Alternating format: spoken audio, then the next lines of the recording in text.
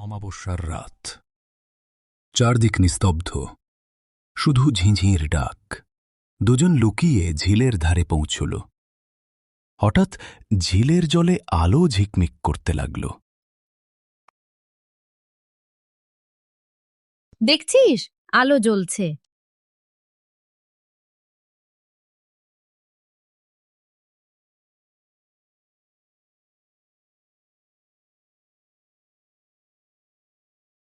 অনেক বছর আগের কথা। এক শান্ত গ্রামে ছিল এক গভীর ঝিল।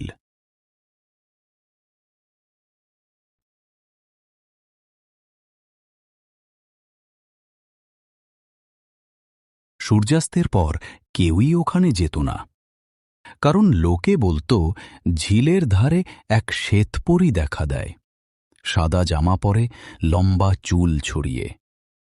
কেউ তাকে ডাকলে সে অদ্ভুত হাসি দিয়ে অদৃশ্য হয়ে যায়।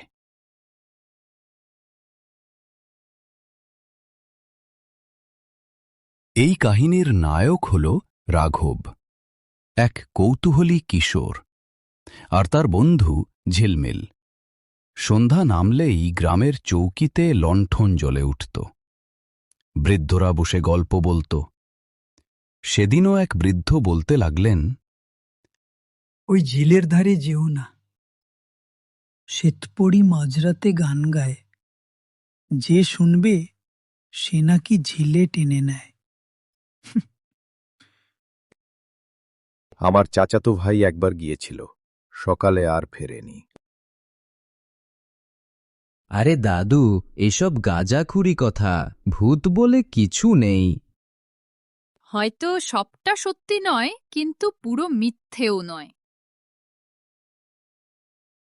রাঘব রাতে শুয়ে শুয়ে ভাবতে লাগল, এই ভূতের রহস্য যদি সত্যি হয়, আমি নিজে গিয়ে না দেখলে বিশ্বাস করতে পারব না।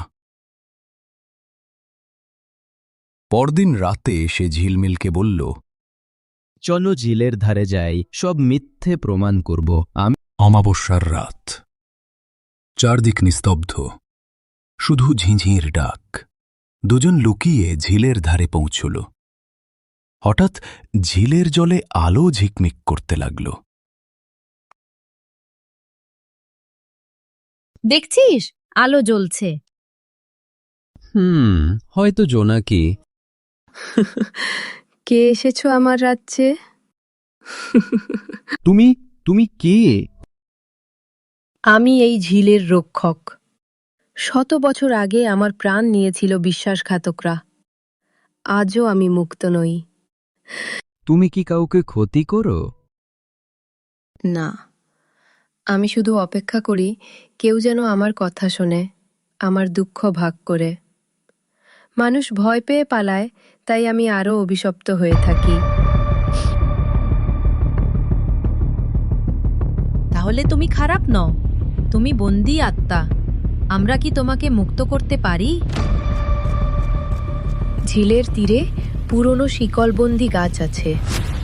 সেই শিকল ভাঙলেই আমি মুক্ত হব। রাঘব ও ঝিলমিল মিলে গাছের শিকল ভাঙল। হঠাৎ ঝড় উঠল, আকাশে বিদ্যুৎ চমকাল। শ্বেতপরীর শরীর ঝলমল করে উজ্জ্বল আলোয় মিলিয়ে গেল। ধন্যবাদ বাচ্চারা, তোমরা ভয় নয়, করুণায় বিশ্বাস করেছ। তোমাদের জীবন সুখে কাটুক। পরদিন গ্রামে হইচই। ঝিলে আর কোনো ভূত দেখা যায় না। ঝিল শান্ত। রাঘব ও ঝিলমিল সবার সামনে বলল, ভূত নেই, ছিল এক অভিশপ্ত আত্মা যে মুক্তি চেয়েছিল। ভয় মানুষকে অন্ধ করে, সাহস আর সহমর্মিতা সত্য প্রকাশ করে।